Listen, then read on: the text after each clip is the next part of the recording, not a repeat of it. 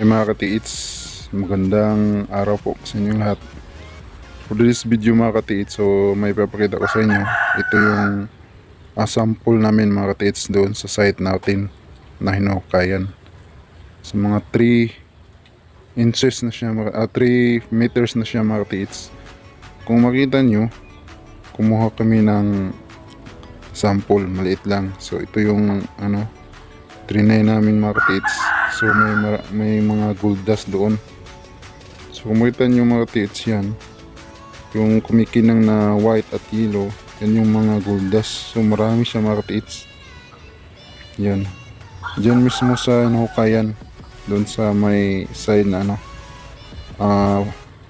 X at pagong na sign mga katiits. At ang nakaturo niyan mga katiits na sign, yung paa. So ganito pala mga katiits ang giveaways.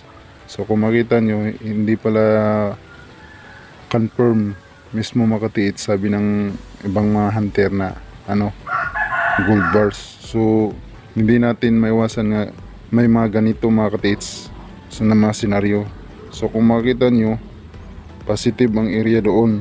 So kung hanapin natin ang gold bars mga katiits, so hindi talaga natin makita. So pag ganito mga katiits, posible pag ganito na mga item o mga giveaways lang mga katiits. Pero kung ipaprocess natin itong mga gold dust na ito mga katiits, so marami na siya mga katiits.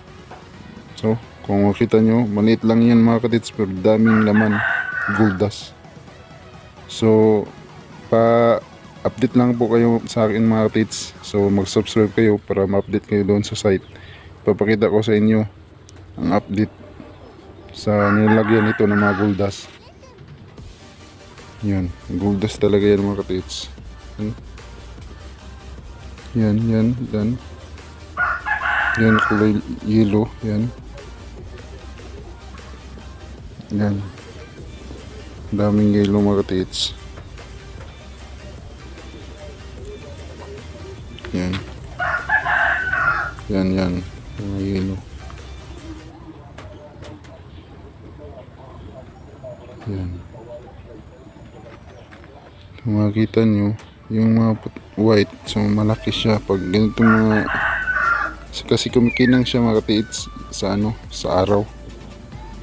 Yan yung mga gold dust. At yan yung may mga yellow na mga white yellow siya mga katiits. Kung tingnan natin kasi ang araw, napakasinag.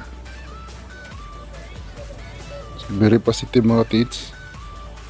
So update na lang po kayo sa akin mga katiits. Subscribe para updated kayo sa sunod nating upload video sa site. Mag-actual dig tayo doon mga katiits. Kuha tayo ng maraming sample para marami ding gold dust na makuha natin sa site. So maraming salamat mga katiits sa support pala sa YouTube channel natin. So kung bago pa lang po kayo sa YouTube channel, so don't forget to subscribe para updated po kayo sa sunod nating video na i-upload. Maraming salamat sa panonood mga katiits. Yan lamang po. God bless.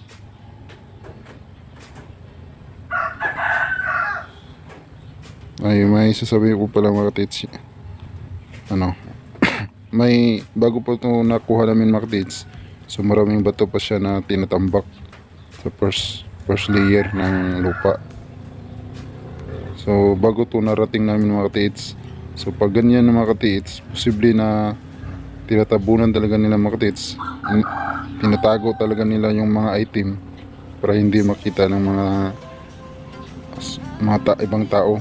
Kasi kayamanan yan mga katiits, pinapahalaga nila ng mga Japanese noon.